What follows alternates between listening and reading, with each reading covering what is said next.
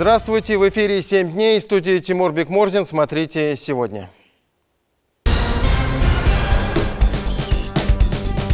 С выздоровлением не заканчивается ничего. У меня вообще такое ощущение, что все только начинается. Вот в чем его особенность? Это же не просто вирус. Он запускает вторую волну иммунного поражения.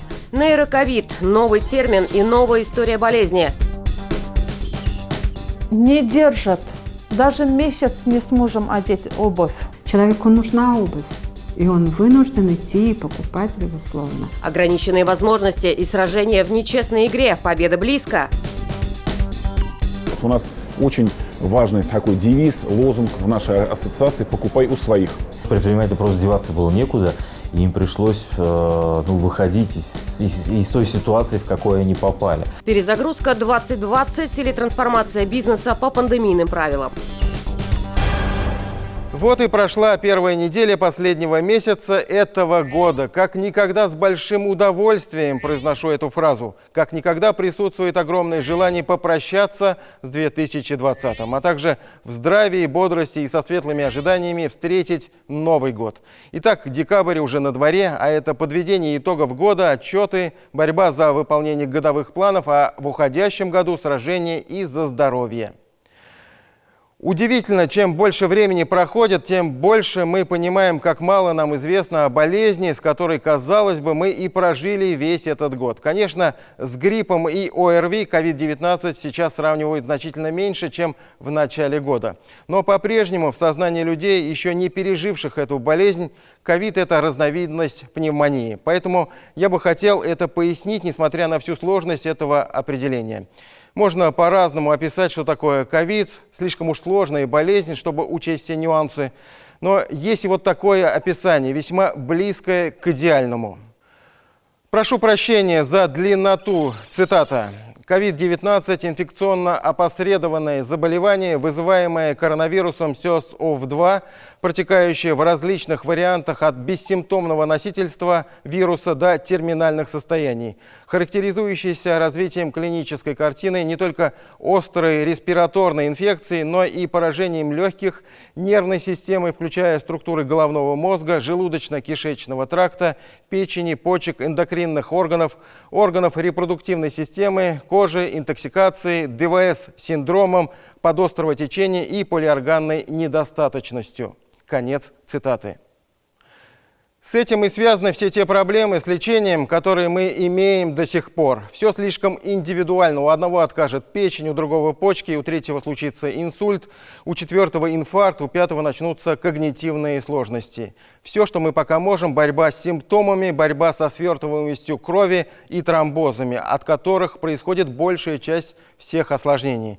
То и дело, в нашу жизнь входят новые термины, говорящие о том, что наука не стоит на месте, и мы движемся в нашем знании об этой инфекции. Один из таких терминов – нейроковид. Когда мы говорим о том, что инфекция поражает нашу нервную систему, мы и употребляем теперь это слово нейроковид. Сегодня мы уже знаем, что история болезни человека не заканчивается после выписки из больницы. Начинается новый этап, этап реабилитации, снова у каждого индивидуальный. Об этом Михаил Любимов. Тому, кто сражается с чудовищами, следует остерегаться, чтобы самому не стать чудовищем. И если ты долго смотришь в бездну, то бездна тоже смотрит в тебя. Фридрих Ницше. Я узнала, что такое паническая атака, хотя раньше у меня никогда в жизни ничего подобного не случалось. С выздоровлением не заканчивается ничего. У меня вообще такое ощущение, что все только начинается. И дай бог как-то смочь реабилитироваться и вернуться к тому состоянию, которое было до заболевания, потому что нет совершенно никакой уверенности, что все это получится полностью вылечить. Мария Аверкиева боролась с инфекцией полновесные 3 недели. Еще легко отделалась, скажут многие, узнав, что почти весь октябрь она провела дома на больничном, и до госпитализации дело не дошло. Но это не так. Нелегко и не отделалась. До победы над вирусом далеко даже сейчас, спустя месяц после номинального выздоровления и выхода на работу. Ее травмы оказались слишком глубокими. Я очень многое стала забывать. Причем не какие-то такие серьезные, да, большие вещи, а именно элементарные из повседневной жизни. Я не могу вспомнить, как человека зовут, с которым всю жизнь общалась. Начинаю фразу говорить, к концу могу забыть, с чего начала. Ну, то есть вообще абсурдные такие. Всякие страхи, дурацкие мысли в голову лезут. И до конца сон ночной до сих пор не восстановился. То есть я по много раз за ночь просыпаюсь, ворочаюсь, долго заснуть не могу. Знаете, как мысль уходит внезапно. Вот ты помнишь, начинаешь делать и останавливаешься на мысли, а что делать вообще? Для того, что описывает Мария, сегодня уже найдено определение. Это нейроковид. Это крик миллионов людей по всему миру, испытывающих бессознательную панику не по причине личных предрасположенностей, а по причине того, что воздействию вируса, увы, подвергается зачастую и мозг, и нервная система человека. На сегодня это уже доказанный факт, хотя все основные открытия механизма этого разрушения еще впереди. Ясно одно – многие из нас абсолютно беззащитны от такого вторжения в частную жизнь. Специалисты сравнивают этот процесс с открытием замка ключом. Раз и готово. Вот так вот легко вирусы проникают в наш организм. Мы внутри, мы уже в носоглотке. Здесь начинается процесс. Копии вируса множатся. И это значит, что началось. Мы начинаем чувствовать, что у нас болит горло, начинаем кашлять. Но вируса этого мало, это пока еще только фойе, и он идет на повышение, понижаясь в легкие, спускаясь в них. Атакует наши альвеолы, нарушается газообмен, и вот наши легкие наполняются жидкостью, и нам уже сложно дышать. Но это еще не конец. Все только продолжается. Здесь в легких начинает происходить то, что впоследствии может привести к катастрофе. Это цитокиновый шторм, когда наша иммунная система беспорядочно атакует не только поврежденные клетки организма, но и вполне здоровые. Все это может закончиться катастрофой. Но и это еще не конец. Вирус образует мелкие тромбы в наших кровеносных сосудах.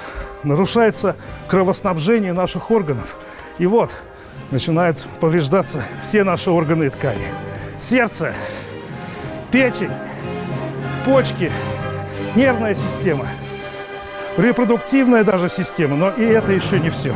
Вирусу нужно еще дальше. Он хочет проникнуть в наш мозг. Случаются инсульты, но иногда этот вирус выходит на сцену настолько, что вам кажется, что ваша жизнь кончилась. Занавес.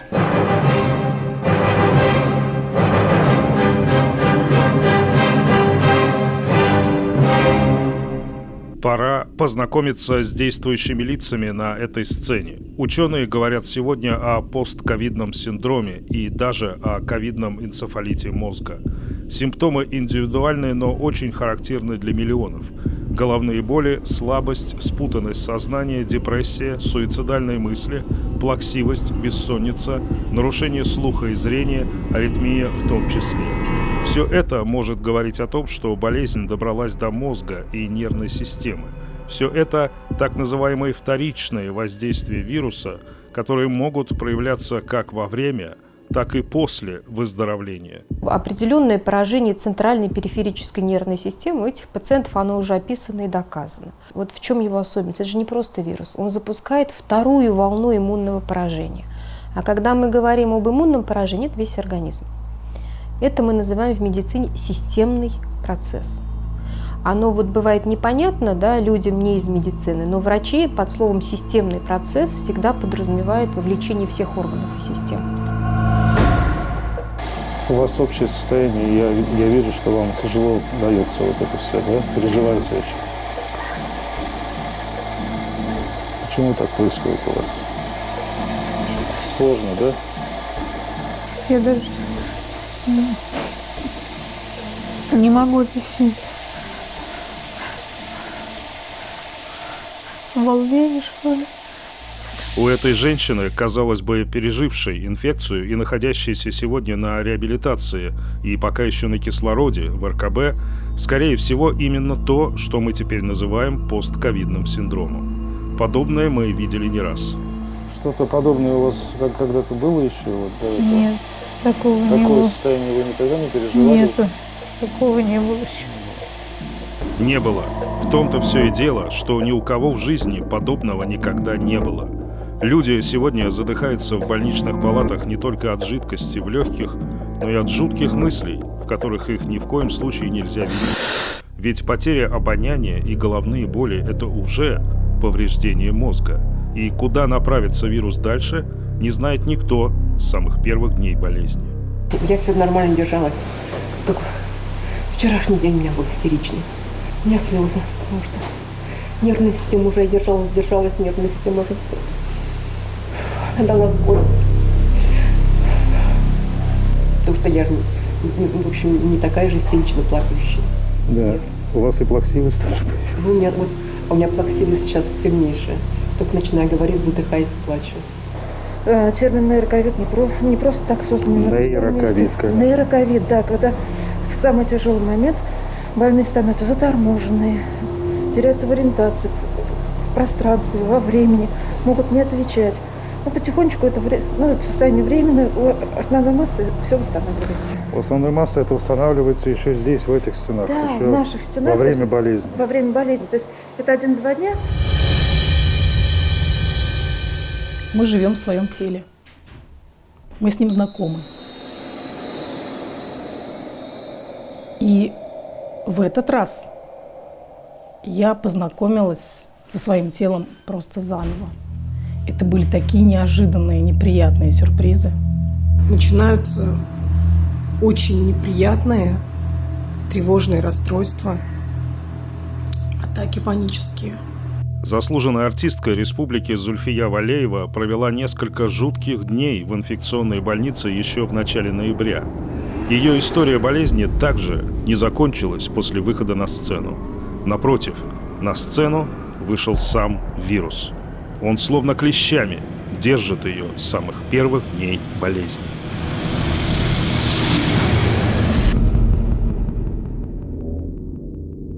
Получается так, что ты всегда находишься в ожидании того, дадут ли тебе дальше жить. Вы понимаете? Я человек позитивный. Я человек, наверное, даже подбадривающий, когда где-то других.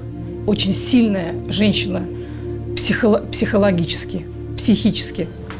А тут я сошла на нет. Потому что я хотела, чтобы вот это вот тяжелое, мучительное пребывание в своем родном теле, оно уже завершилось хоть чем-нибудь. Вот все равно чем, понимаете? Это страшно на самом деле.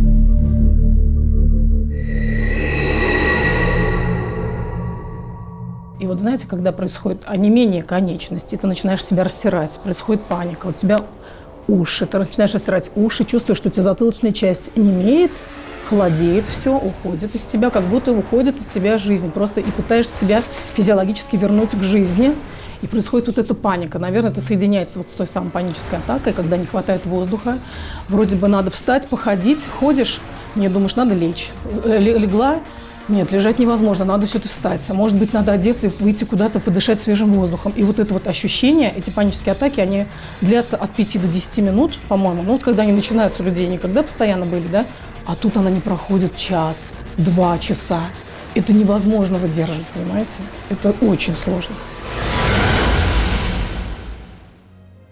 Если я пришла в больницу в надежде, что меня врачи спасут, то из больницы я уже уходила в надежде, что я сама себя буду сейчас спасать.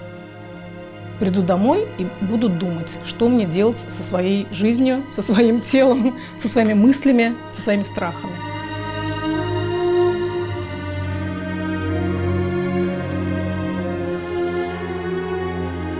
Увы, но на сегодня спасение утопающих в долгом процессе выздоровления – дело рук пока самих утопающих. Многие просто не догадываются, что их когнитивные и психологические проблемы лежат отнюдь не в плоскости психологии или темперамента, а в совершенно иной, неврологической, инфекционной плоскости. При многих наших поликлиниках сейчас уже организованы очень эффективные курсы реабилитации для переболевших ковидом. Для дыхательной системы эти курсы просто незаменимы. То есть большинству они подходят. Но этим людям с их постковидным синдромом еще нет. Залезть, что называется, в голову каждому мы пока не можем. Но когда-то это придется сделать. Это самое ужасное, на мой взгляд, что никто к этому серьезно не относится. А проблемы-то ведь серьезные, это первое. И второе, действительно страшно, что все это не изучено совсем. То есть об этом надо говорить, рассказывать, и люди должны понимать, что это действительно осложнение после болезни. И врачи говорили: ну что вы, Зульфия, ну вы человек эмоциональный, вы же актриса. Вот вы выздоровеете и пойдете к психотерапевту, поговорите, и все будет замечательно. Я говорю, я сама по образованию психолог. Я говорю, я все знаю, говорю, что вы мне говорите? Я говорю, со мной происходит что-то другое на физиологическом уровне. Я говорю, вы знаете, у меня там что-то жужжит в голове, там горит что-то. Ну, вообще это невозможно. Не знаю, как это объяснить. Это другое. Ну а пока это лишь крик о помощи. Михаил Любимов и Андрей Ключников. 7 дней. Конечно, нашим зрителям хотелось бы услышать какие-то практические рекомендации. Последствия болезни испытывают на себе почти все, но многие действительно считают, что они пройдут сами собой. Поэтому мы поговорили на эту тему с доктором медицинских наук, главным реабилитологом Минздрава Татарстана, заведующей кафедрой реабилитологии и спортивной медицины Казанского медицинского университета Резидой Бодровой. Резида Ахметовна, я, наверное, не знаю таких людей, которые бы после уже выписки из больницы, из ковидного госпиталя, сказали бы, что чувствуют себя очень хорошо и все у них прошло, что называется. Мы знаем, что история болезни не заканчивается после выписки из больницы, из госпиталя. Хотелось бы за них, конечно, задать этот вопрос, потому что люди в первую очередь думают, первое, достаточно ли я плохо себя чувствую, чтобы просить о помощи. И второе, если просить о помощи, то куда идти? Люди совершенно дезориентированы, просто не знают. Давайте расскажем, что есть у нас на сегодняшний момент по реабилитации таких людей. Конечно, те пациенты, которые могут перемещаться без одышки, которые себя обслуживают, которые не испытывают общего недомогания, они могут получить реабилитацию на амбулаторном этапе. Это и в городе Казань, в городе Альметьевске, в городе Набережные Челны, и при ЦРБ, где есть отделение дневного стационара и где есть базовое отделение медицинской реабилитации. И с июня 2020 года мы многие учреждения просто перепрофилировали на то, чтобы они сделали акцент именно на соматической реабилитации. То есть для тех пациентов, у которых именно проявления после COVID-19, после пневмонии. Сколько таких отделений? Где они работают? В Казани, например? В Казани у нас несколько отделений, причем мы их распределили, чтобы было минимальное, так скажем, по времени доезда до этих отделений. Это городская поликлиника номер 7 города Казани, это госпиталь ветеранов ФОН города Казани. Причем я хочу сказать, что в настоящее время ежедневно принимается больше 50 пациентов на дневной стационар. Это нужно по месту прописки как-то записываться? Вы знаете, нет, не обязательно. То есть они могут принять пациентов, конечно, пациенту удобнее, где ближе.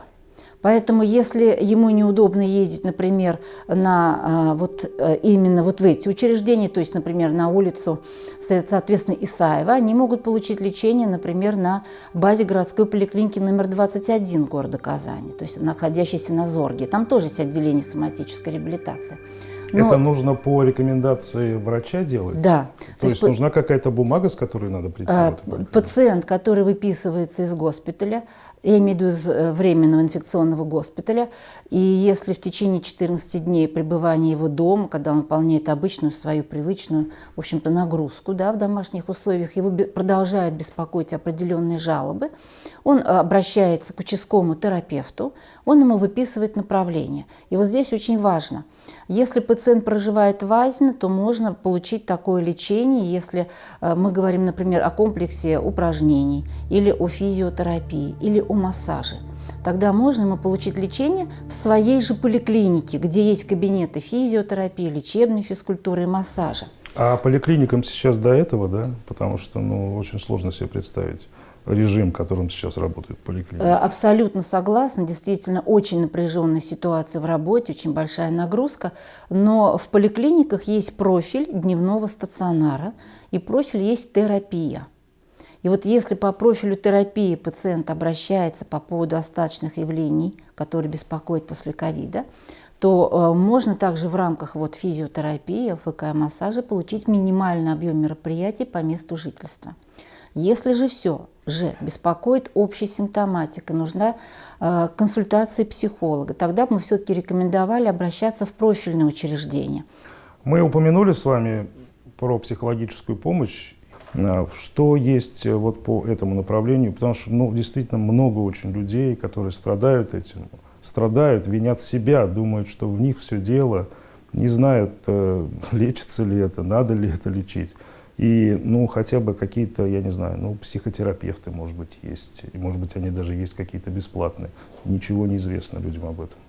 На сегодняшний день такие предварительные результаты говорят о том, что да, есть такое воздействие через обонятельный нерв, но я хочу сказать, что четко провести грань между тем, что данная инфекция именно является причиной этого симптома, или же это последствия общего интоксикационного синдрома, связанного с инфекцией. Это нужно хорошее обследование мозга для этого. Совершенно верно. То есть мы должны получить исследование мозга до, совершенно верно, вируса у данного пациента и после. У вас нет этого исследования до, поэтому вам сложно сравнивать. Совершенно верно, да. И зная, что наиболее был уязвим контингент именно пожилого и старческого возраста, у которых, возможно, были нарушения до этого заболевания, я имею в виду в когнитивной, в умственной сфере. Если пациенты все-таки самостоятельно перемещаются и могут приезжать на реабилитацию в профильное отделение, например, как я уже отмечала, это и в городе Альметьевске на базе 3-й поликлиники, в городе Набережные Челны на базе 7-й поликлиники,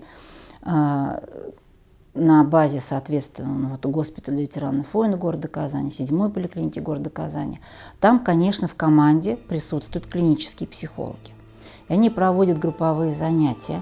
И я хочу отметить, что пациенты некоторые готовы ждать между процедурами достаточно много времени, если вдруг даже что-то не совпадает у них по времени, то есть они понимают значимость этой процедуры. И первые наши процедуры, которые мы начали проводить еще в июне 2020 года, показали колоссальное влияние на восстановление здоровья именно этих занятий.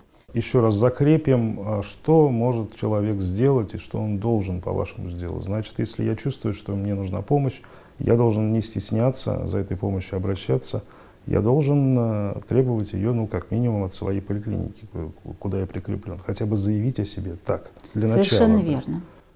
То есть пациент обращается к участковому терапевту, который видит его выписки, знает его историю заболевания. И уже участковый терапевт решает либо на дневной стационар по месту жительства, либо посещать амбулаторно только кабинеты физиотерапии ЛФК, либо он дает направление уже на дневной стационар, в те основные учреждения, которые мы обсудили.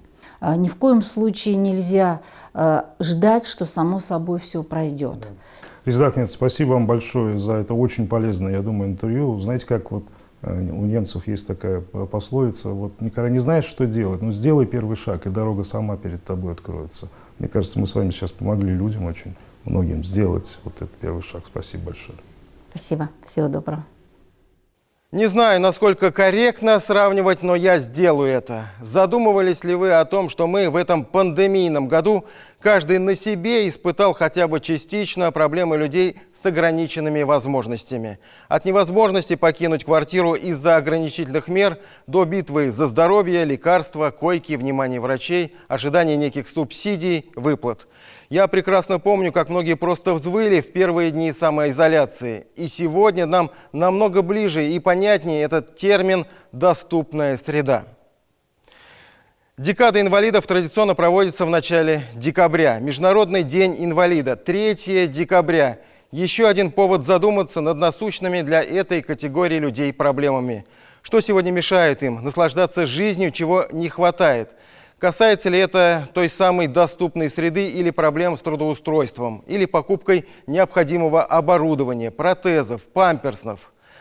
Так, история с некачественной ортопедической обувью для инвалидов длится не первый год, а решение проблемы так и не найдено. Мамы детей с ограниченными возможностями вынуждены покупать специальную дорогостоящую обувь за свой счет. При этом деньги на эти цели государством выделяются, и немалые. Вопрос в другом. В том, кто выигрывает госконтракт, получает деньги, но обязательств не исполняет. Конкретный случай в Татарстане с конкретной фирмой по производству ортопедической обуви. Компания продавала их по двойной цене, да еще и с нарушением сроков. Что это? Коррупционные схемы или лазейки в законодательстве? Претензии от родителей поступают в фонд социального страхования, у которого связаны руки. Компания выиграла тендер, и лишать их этого тендера теперь можно только через суд. Что делают инвалиды? Покупают сами, а потом подают заявку на компенсацию. Но цена за индивидуальный пошив под индивидуальную стопу порой превышает 20 тысяч рублей. Покрыть такие расходы ФСС просто не в силах. А если это обувь для ребенка, то проблема эта в семье становится регулярной. Малыш растет, и обувь нужна на каждый сезон. Диляра Юсупова расскажет, почему мамы вместо своей главной задачи – борьбы за жизнь и здоровье своего ребенка вынуждены сражаться с недобросовестными поставщиками.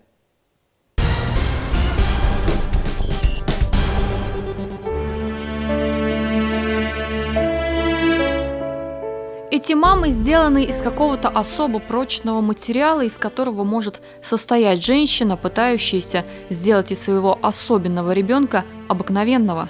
Иногда для этой жизни, как у всех, нужно не так много. Например, просто ботинки не как у большинства, чтобы делать здоровые шаги навстречу этому самому большинству.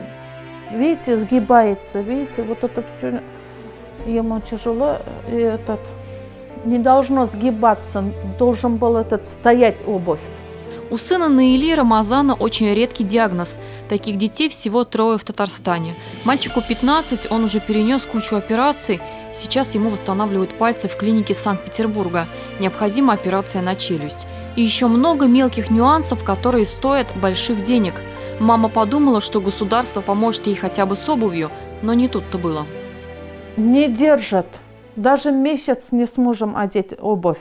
Они уже 4-5 раз к нам ходили, все снимали мерки. Мы все объясняем, какой должен быть обувь. Вот. И вот в итоге они нам подарили летний и осенний-весенний.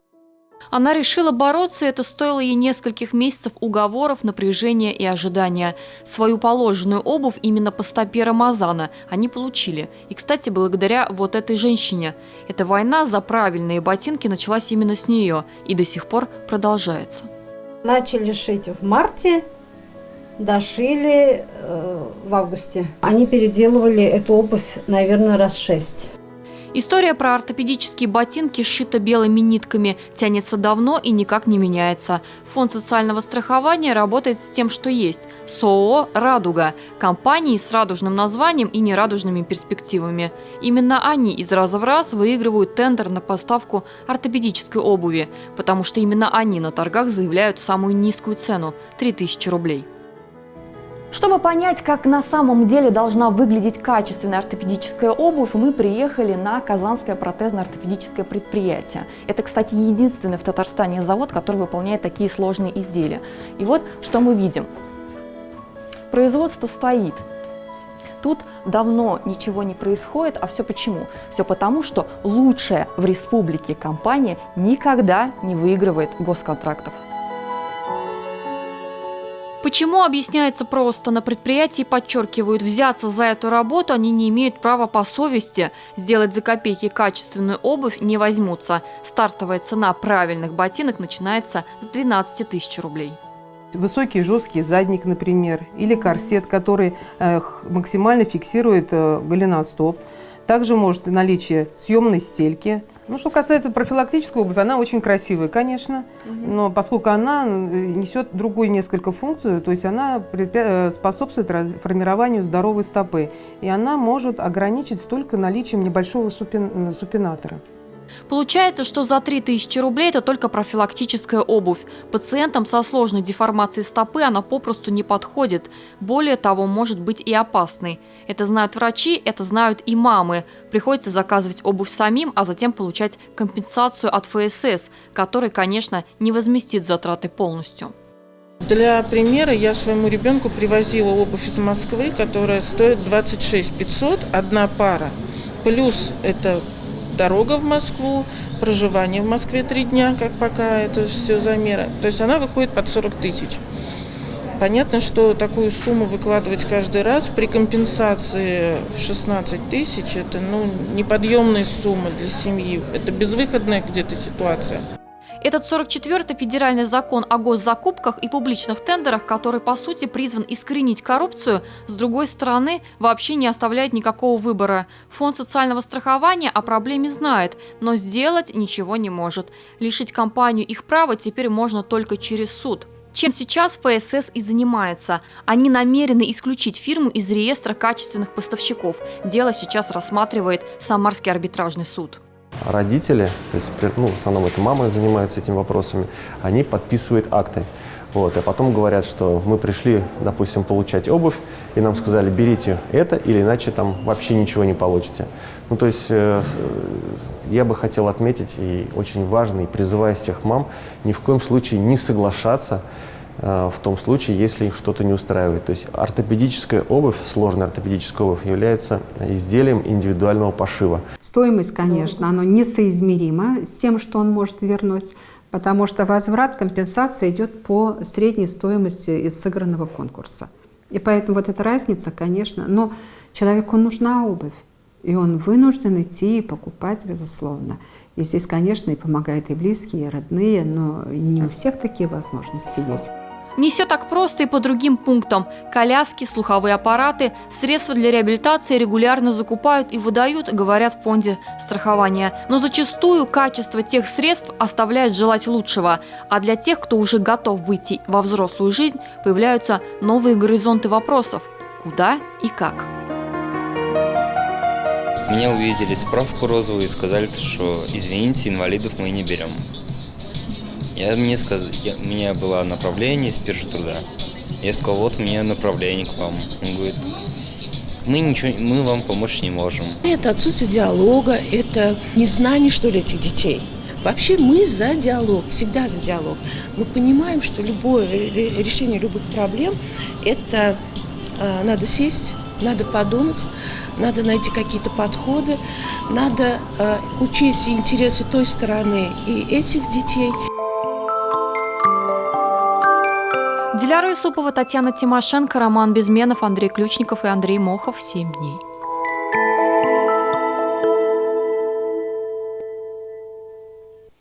Мы продолжим программу через пару минут. Смотрите далее.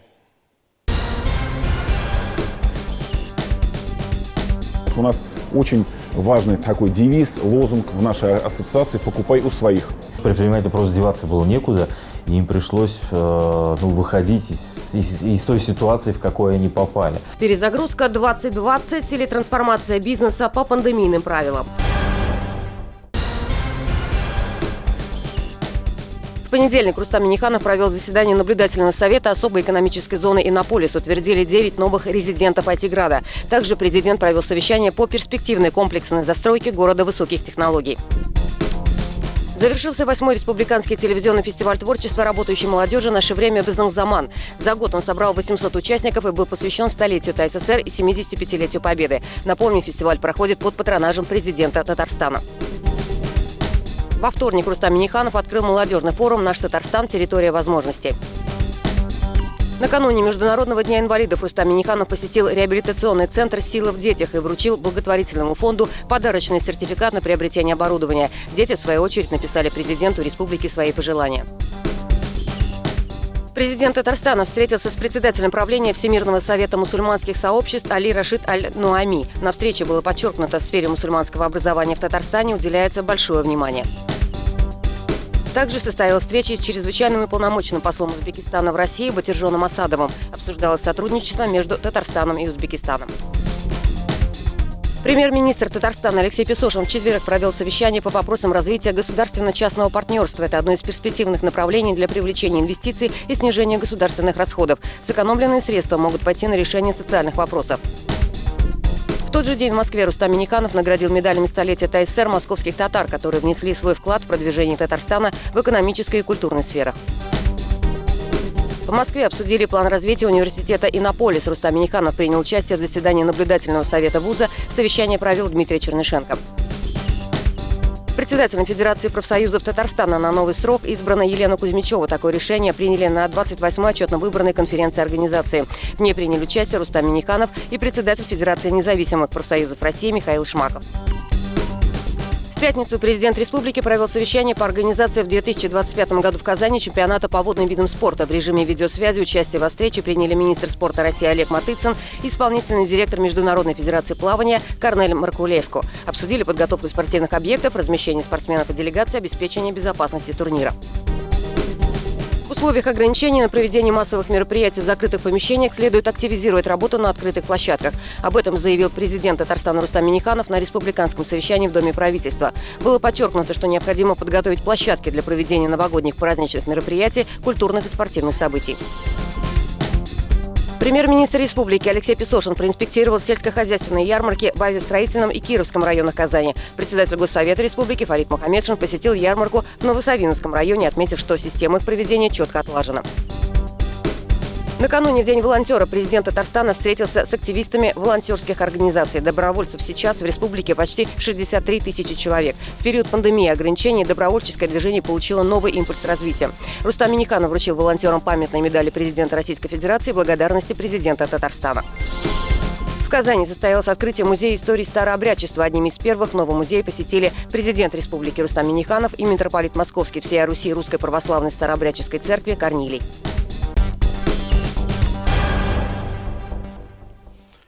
Моментальный снимок всего населения страны в определенный момент времени. Перепись населения в связи с событиями уходящего года многие начинают сравнивать с рентгеновским снимком или компьютерной томографией.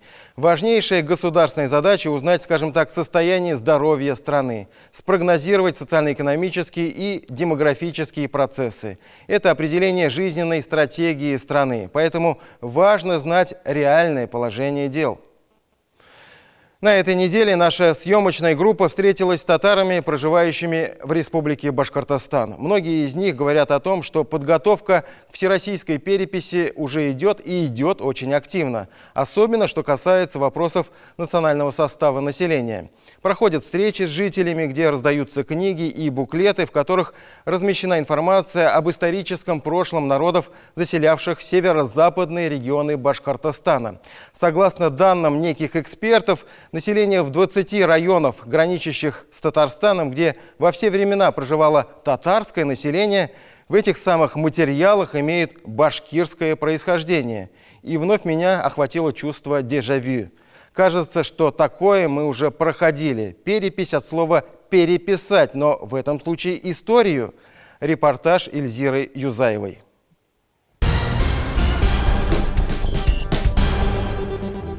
Вот оно, творение современных башкирских ученых. «Гайне. История башкирских родов».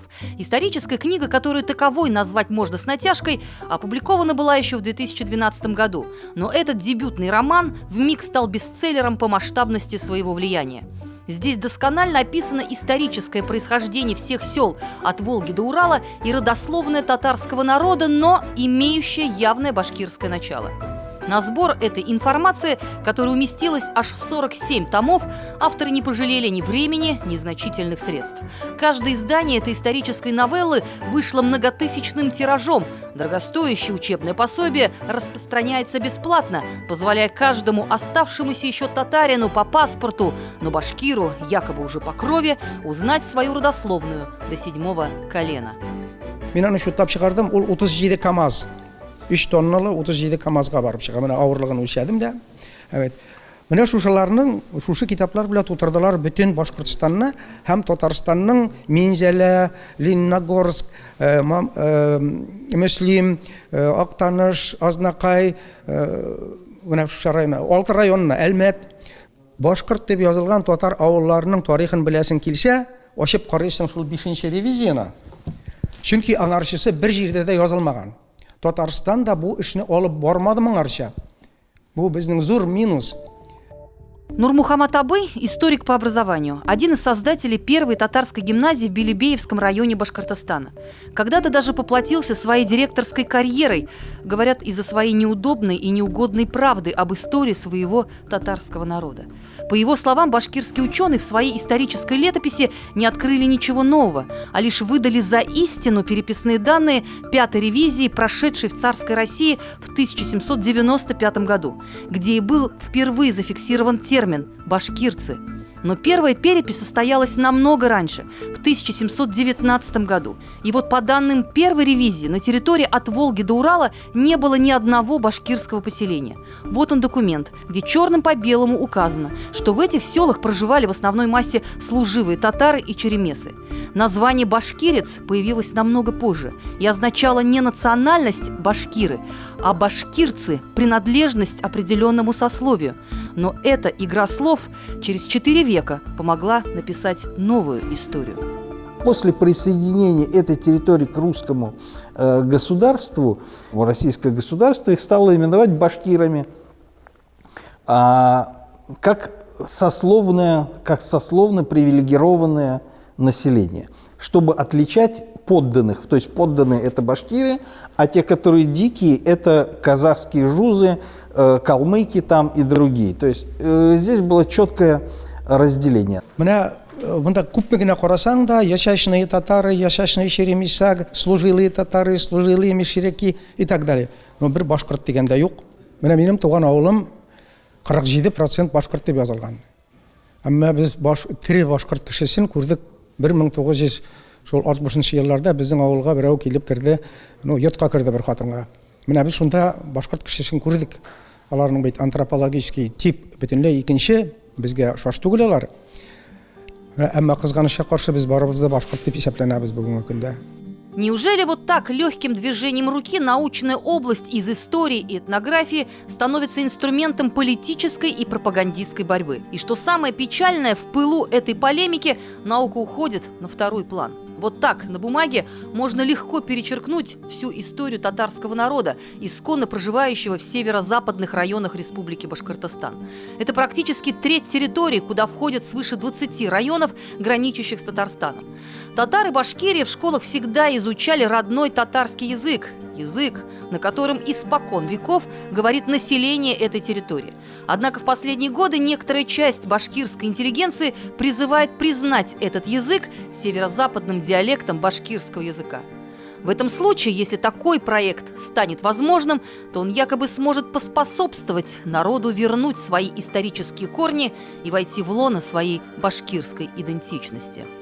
Сейчас по многим причинам, по причинам исторического характера, отчасти политического характера, башкирский язык территориально и функционально ограничен только двумя своими диалектами, только тем, что находится к югу и к востоку от Уфы.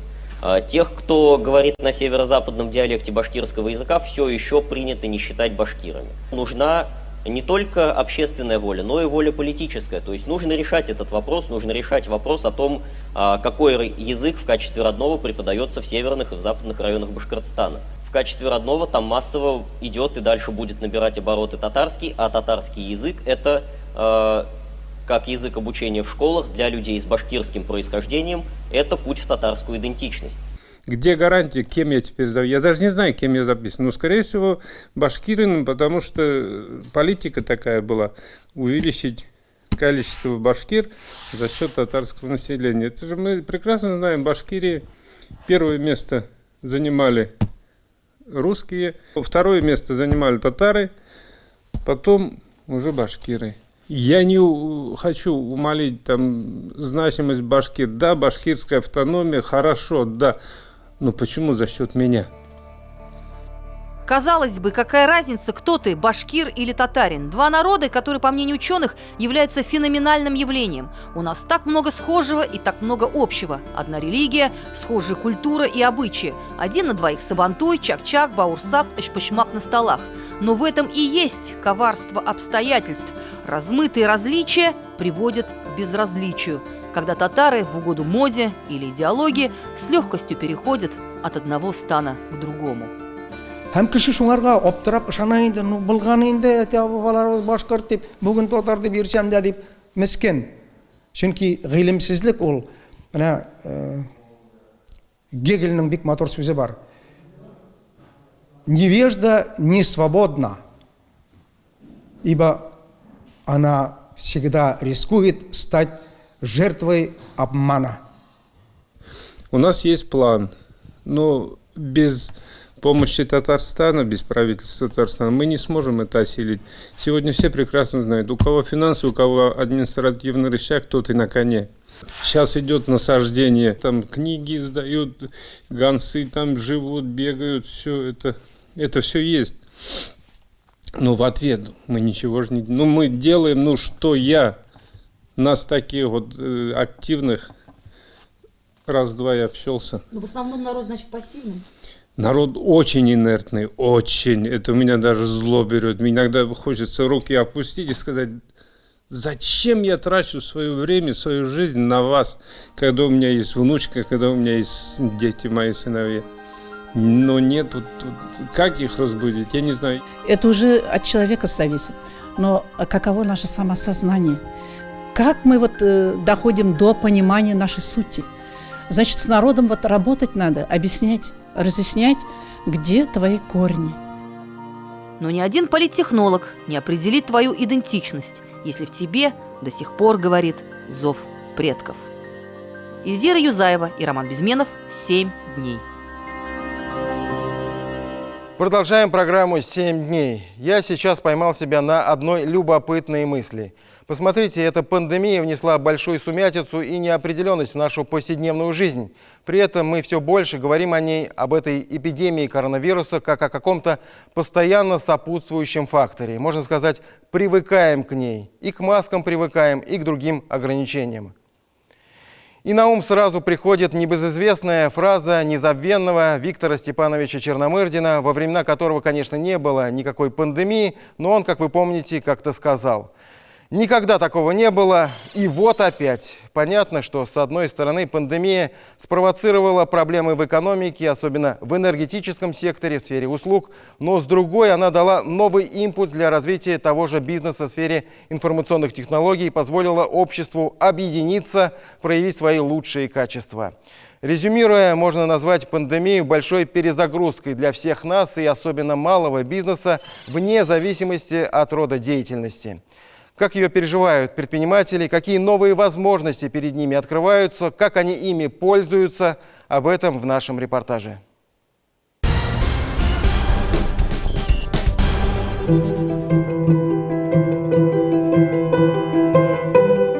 Ну, где-то примерно в 3 раза. То есть 3 раза где-то продажи выросли. У нас объем увеличился в 2 раза даже. Мы очень серьезно начали вкладываться в благотворительность. И идет более-менее все стабильно и немножко в рост.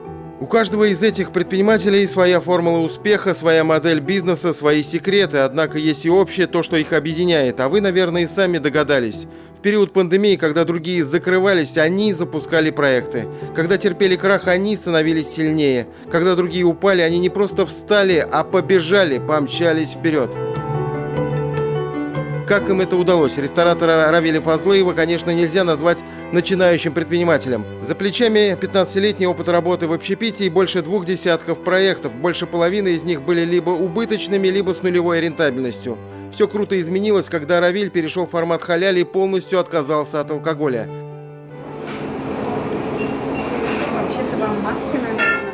На этом месте недавно было гламурное заведение с приличным ценником, где рады были предложить бокал вина. В пандемии оно закрылось, просто съехало. Семейное халяль-кафе с дружелюбной атмосферой и демократичными ценами посетителям пришлось по душе куда больше. Сюда как не зайдешь, здесь действительно можно пройтись по залу со всеми поздороваться. У нас, по-моему, даже есть хэштег такой «покупаем у своих». Когда произошел вот этот вот локдаун, мы обожглись, что у нас не было финансовой подушки. Вот, мы ее за этот период собрали, то есть без нее вообще никак нельзя, 100%. 20 лет до этого в этом месте работали разные кафе, и из года в год они терпели какой-то там убыток, не могли здесь работать. И вот наш брат, активный член нашей ассоциации, Равиль Фазлеев, открыл здесь очередное кафе. Мы всей ассоциации сюда пришли. Сейчас мы каждый день сюда ходим и с большой радостью приводим сюда свои семьи. И будем также продолжать и приходить ему помогать, чтобы его бизнес развивался. Кажется, простые правила. Веди свое дело честно, не обманывай, покупай у своих, не бери в долг под грабительские проценты. И они работают, эти принципы, в период пандемии с удвоенным, утроенным эффектом.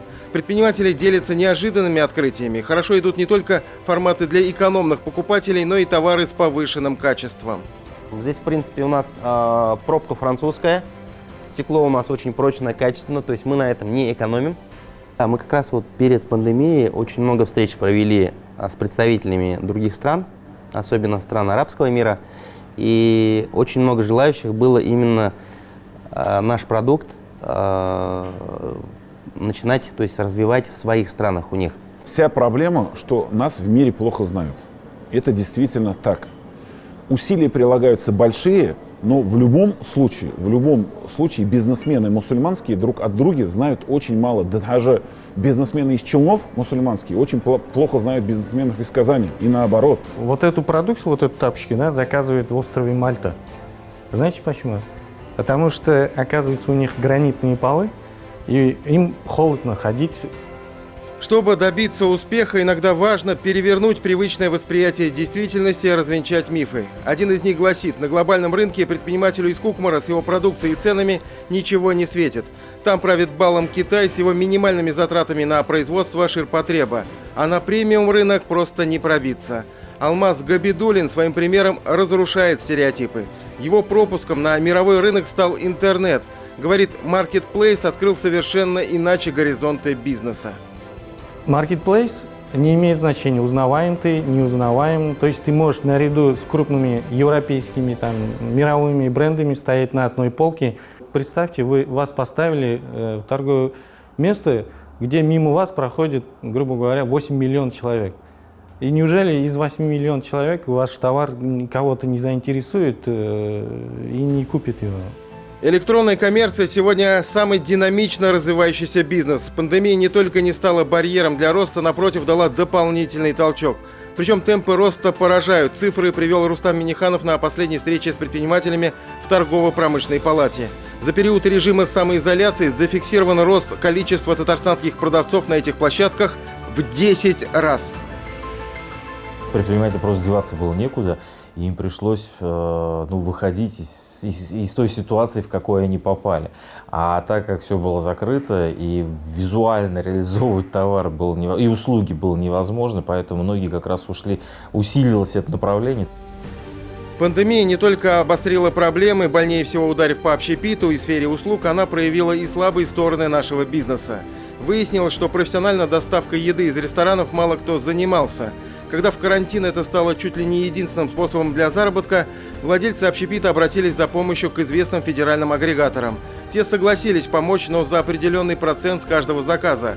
Как говорится, ничего личного, только бизнес. Тогда-то и возникла идея создания собственного татарстанского сервиса. Нашлись и разработчики. Гульназ Шарипова уверена, что он не станет жесткой альтернативой уже существующим агрегаторам. Скорее позволит ресторанам активнее и результативнее продвигать свои сайты.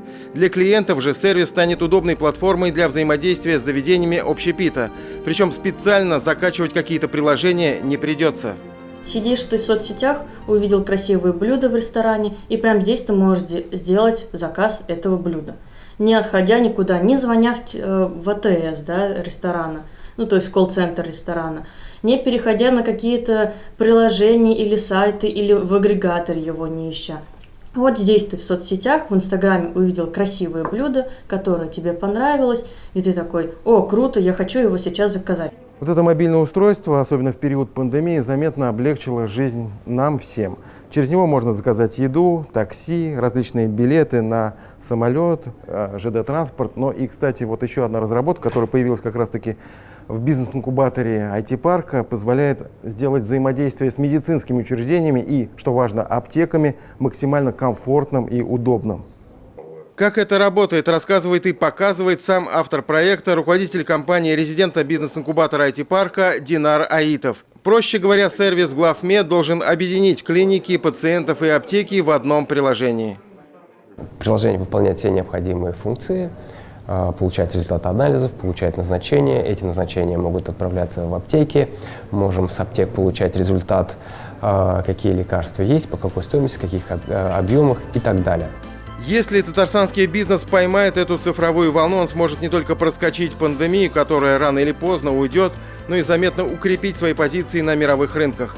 Не нужно бояться, говорят в правительстве республики, мы поддержим, если что. На этой неделе принято решение о создании рабочей группы по продвижению производимой в Татарстане продукции по каналам электронной торговли. Ее возглавит уполномоченный по защите прав предпринимателей Фарид Абдулганеев. Настало время для решительных действий. Тимур Бекмурзин, Андрей Ключников, Владислав Поташников и Андрей Кузьмин. 7 дней.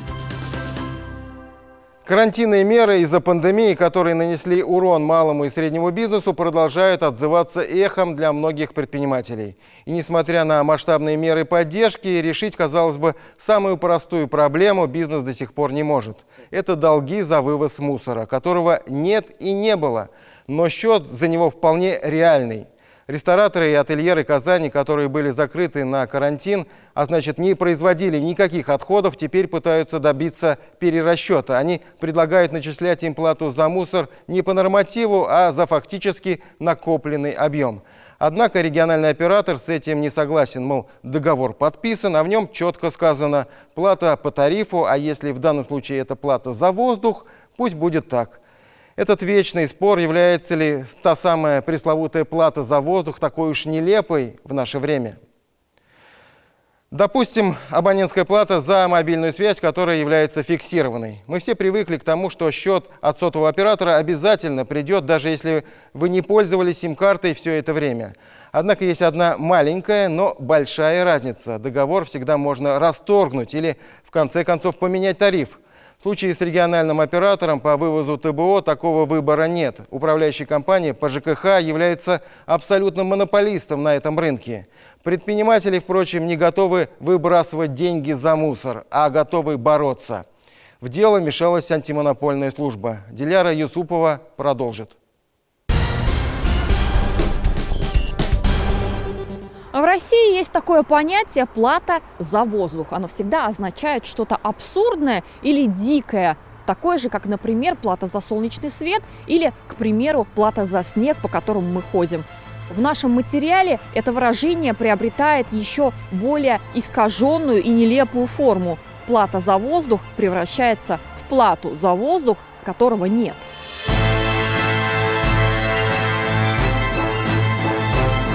Как выглядит пустота? Об этом точно знают казанские рестораторы. Сначала из-за пандемии пусто было в их контейнерах, потом после карантина в карманах. Теперь же региональный оператор пытается взыскать того, чего нет, за работу, которую он не делал. Весь апрель, май и середину июня контейнеры эти стояли абсолютно пустые, никакого мусора здесь не было, потому что ресторан полностью стоял закрытый. Мусор не накапливался, не складировался и не вывозился. Обо всем по порядку. Кафе и рестораны закрылись в марте, а открылись в июле. Причем не все, а те, у которых была летняя веранда. Большинство предпринимателей уведомили оператора о своем простое. Оператор принял к сведению. Машины за 3 месяца за отсутствующим мусором ни разу не приезжали. Действительно, зачем делать лишнюю работу? Но не лишним посчитали выставить счет на вполне реальную сумму. По данному объекту, в котором мы сейчас находимся, здесь сумма задолженности 55 784 рубля, которую они нам выставляют, что если мы ее не оплатим, они на нас подадут в суд. Но по нашим данным, эта сумма должна быть как минимум на 20 тысяч меньше. Все наши партнеры, получается, пошли навстречу. Арендодатели не выставляли счета за аренду, то есть не выставляли счета ни за какие услуги, то, что мы их не получали. Но получается, что данная организация по ЖКХ, они не то, что, я не знаю даже как сказать, не хотят нести убытки, а получается, что они на нас еще и заработать хотят. Управляющая компания по ЖКХ недоумевает. Не надо путать мягкое с теплым. Это не мы, это федеральный закон. Есть договор, и в нем ни слова про форс-мажорные обстоятельства. К тому же пандемия не была приравнена к ЧС. Предприниматели пытались договориться, мол, тяжелое время для всех, на уступки идут даже арендаторы, готовы заплатить хотя бы половину, но ПЖКХ не уступила ни рубля и собирается выбивать долги через суд. А когда устанавливается единый оператор и нет возможности уйти к другим, то, конечно же, они чувствуют себя намного увереннее. Мы вот, когда гости к нам не приходят, мы переживаем и думаем, как бы вернуть каждого гостя, потому что конкуренция большая, и мы за каждого гостя болеем, да, и боремся, наверное, внутри себя. Эта монополия породила полную анархию, считают представители бизнеса. А все дело в мусорной реформе. Тянется она с 2014 года. Сначала появились региональные операторы, потом установленные тарифы, которые складываются теперь из количества посадочных мест. Казанские предприниматели обратились в исполком, но у мэрии связаны руки. Проблемы с управляющей компанией были и до пандемии. Год назад мы уже снимали репортаж про горы мусорной безответственности. Здесь, по сути, должен просто быть коридор, но тут склад коробок, он уже длится очень давно, которые должны были вывести как бы и недавно, и месяц назад подавали заявки, которые пропускали ребята, не приезжали, с которыми договор составлен тоже давно. Также вот здесь все складируется, весь мусор картонный. Сколько вообще времени получается у вас тут? Это много, очень много. Гора. Да, гора горой. Тогда директор компании Сергей Богатов сделал вид, что ничего не знает о проблеме, но все же ответил. На этот раз уклонился от прямых встреч. Ведомство обещало прислать официальный ответ, но за неделю мы так его и не дождались. На сторону предпринимателей встала антимонопольная служба, которая углядела в деятельности управляющей компании нарушения и издали приказ о возбуждении дела еще в августе, но история пока ничем не закончилась. В настоящее время дело ведется, факты все проверяются. Нам необходимо собрать информацию о том, действительно ли осуществлялись ли выезды со стороны регионального оператора. Если же рекоператор заявку не получает, не выезжает, но рассчитывает платеж по нормативу и не перерасчитывает его, на наш взгляд, здесь есть признаки нарушения. Дело даже дошло до президента. Рустам Минниханов поручил Министерству строительства и ЖКХ разобраться. Ведомство вопрос прорабатывает и собирается произвести замеры, чтобы сделать перерасчет. Однако процесс этот не быстрый и может затянуться даже на год. За это время, скорее всего, бизнес уже проиграет все суды, либо просто заплатит добровольно. Кстати, именно так уже сделали многие те, кто устал бороться. Мы пока держимся. Те, кто уже вот устали, да, у кого есть хоть какая-то возможность, я думаю, что они, скорее всего, заплатят, и чтобы забыть это. Но, понимаете, если мы сейчас закроем глаза на это, мы же не знаем, что завтра произойдет.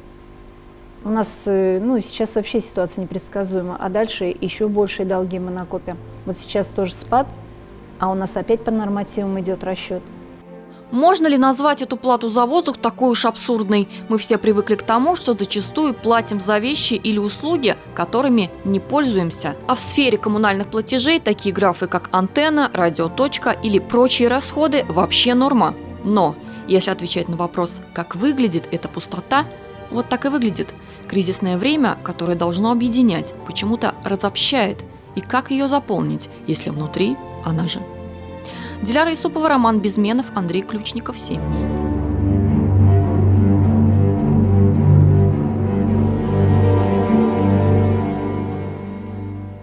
На этом у нас все. Уж если 2020 год на протяжении 11 месяцев портил нам настроение, не стоит отдавать ему на растерзание еще и 12-й, самый главный. Всем добра и здоровья. Встретимся через неделю. До свидания.